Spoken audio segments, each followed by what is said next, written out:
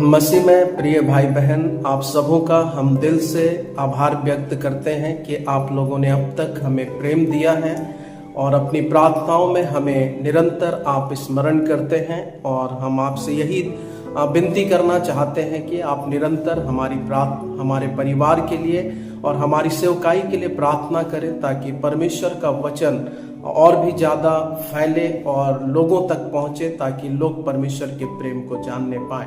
जैसे कि हम सब जानते हैं कि आज स्वतंत्रता दिवस के मौके पर हमारा पूरा भारत देश आनंद मना रहा है और खुशियों का माहौल है हर क्षेत्र में। आप चाहे कोई दफ्तर देख लीजिए, चाहे कोई स्कूल देख लीजिए, चाहे कोई चौराहा या कोई गली को देख लीजिए, हर तरफ आपको झंडा फहराता हुआ आपको नजर आएगा। और जब हम उस झंडे को देखते हैं तो सचमुच में हमें ये स्मरण होता है कि हमारे देश को आज़ादी दिलाने के लिए बहुत सारे ऐसे महान पुरुषों ने अपनी जान की आहुति दे दी, जिसमें ऐसे बड़े बड़े महान अनुभव थे जिनके माध्यम से हमारे देश को आज़ादी मिलने में आज़ादी मिल सकी। और वो जो महान पुरुष लोग थे, मैं कुछ नाम उनका मैं लेना चाहता हूँ, जिसमें हम देख पाते सुभाष चंद्र बोस और सरदार वल्लभ भाई पटेल,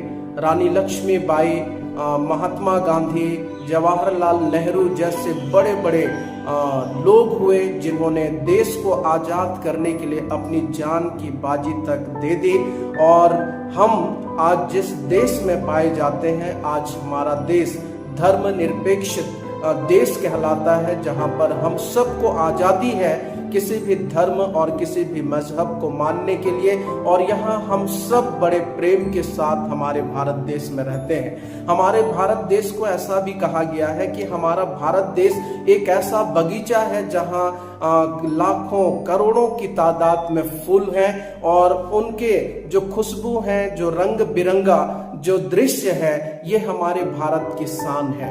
लेकिन आज बहुत दुख की बात यह है कि हमारा देश अंग्रेजों से तो छुटकारा पा लिया, उनकी गुलामी से तो वो निकल गए, लेकिन आज भी हम मनुष्य बहुत सारे ऐसे चीजों के गुलाम हैं जिससे बाहर आना बहुत ही जरूरी है।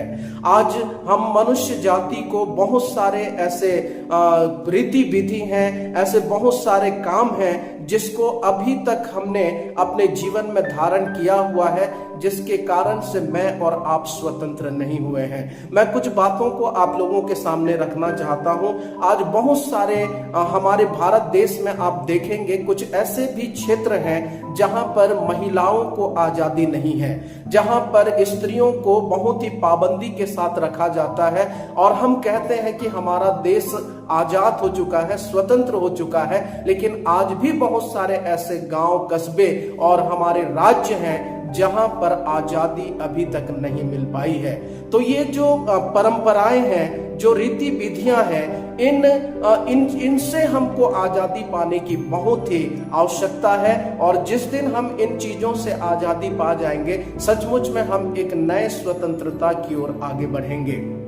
आज बहुत सारे लोग जो शरीर की अभिलाषा को पूरा करते हैं और शरीर के अभिलाषाओं के लत में रहने वाले लोग भी उसके गुलाम हैं। आज बहुत सारे लोग नशा के लत में हैं, उसके बिना वो लोग जीवन नहीं जी पाते हैं। तो आज उनके लिए भी हम नहीं कह सकते कि ये आजाद हो चुके हैं, क्योंकि वो नशे के गुलामी में हैं। और अगर हम किसी चीज के आदी हो जाते हैं तो हम उसके गुलाम हो जाते हैं। तो उससे भी हमको आजादी पाना बहुत ही आवश्यक है। इसलिए ऐसी बातों को या ऐसी चीजों को जो हम दुनिया में देख पा रहे हैं, आज हमारे भारत देश में सबसे ज्यादा अगर कोई चीज बिकता है तो वो शराब है, वो नशा है, जिसके कारण आज बहुत सारे ऐसे गलत काम होते हैं, जिसके कारण से आज खून खराबा होता है।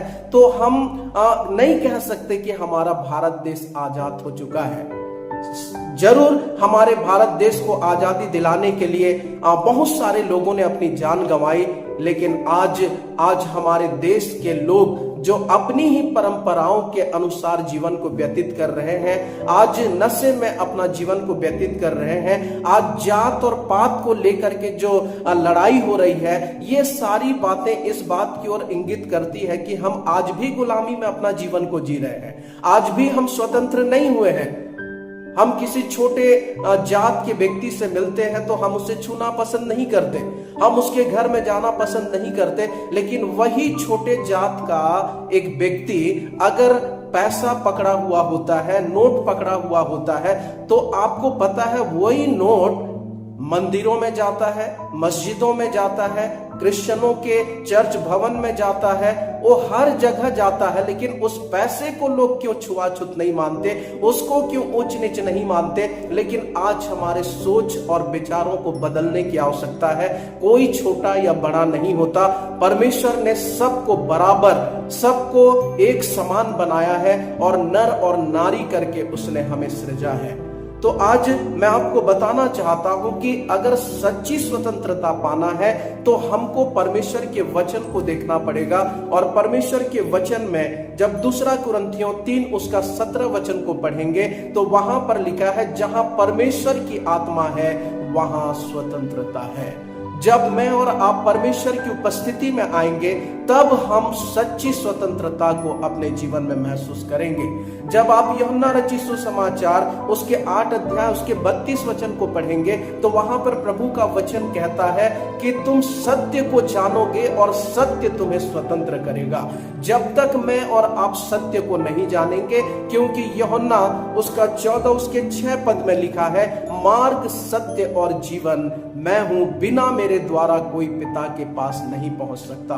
सच्ची आजादी, सच्ची स्वतंत्रता मुझे और आपको अगर कोई दे सकता है तो वो केवल और केवल यीशु मसीह है। इसलिए यीशु मसीह पर विश्वास कीजिए, यीशु मसीह को अपने जीवन में आने दीजिए, और जब यीशु मसीह इस जगत का उद्धार करता मेरे और आपके जीवन में आएगा तो हम हर प्रकार के रूढ़िवादी से, हर प्रकार के जो परंपरागत जीवन को जी रहे हैं, जो नशे की लतों से हम जी रहे हैं, हम जो छोटी और उच्च नीच जाति ऐसे विचारों को लेकर के जी रहे हैं, इन सारे चीजों से मैं और आप तभी स्वतंत्र होंगे जब यीशु मसीह मेरे और आपके जीवन में आएगा।